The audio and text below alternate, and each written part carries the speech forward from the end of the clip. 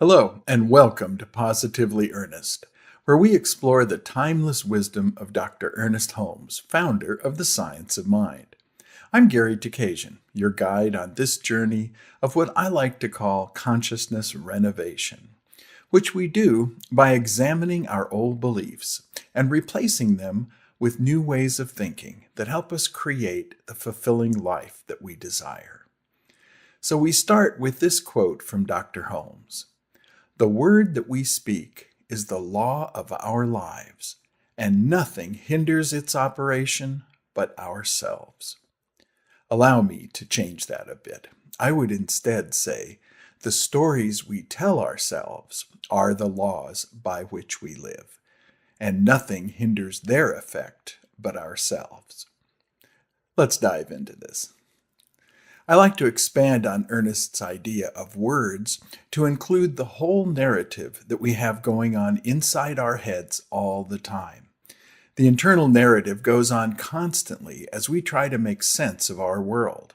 We do it automatically, either by adopting or creating a story to fit what we're currently experiencing or that which we wish to experience.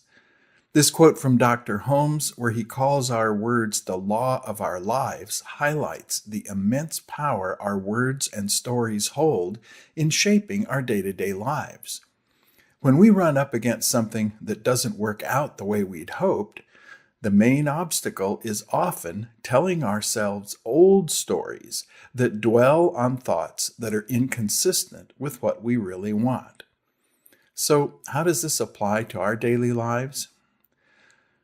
Dr. Holmes teaches us that we live in a cause and effect universe, and that our words, and by extension our internal stories, are not only powerful, they are causative, meaning that the effect of the stories we tell ourselves can be just as powerful in causing an unwanted result as a desired result. Once we state a desired outcome, telling ourselves how difficult or even impossible or improbable it might be to reach that goal can derail the very thing that we wanted to achieve in the first place. It is to our benefit that we pay attention to the stories we tell ourselves, but also to be mindful of the stories we tell others.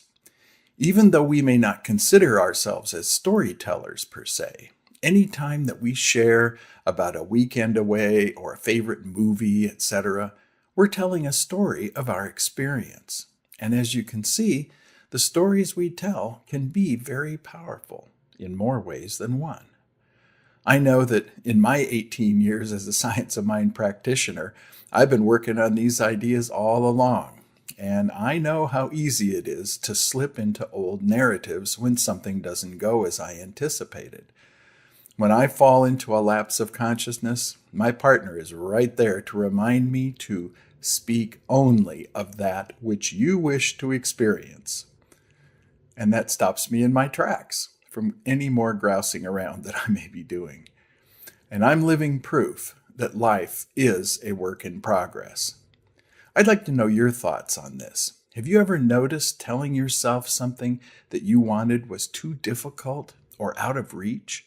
Or perhaps that even though you really wanted something, you felt somehow unworthy to pursue it?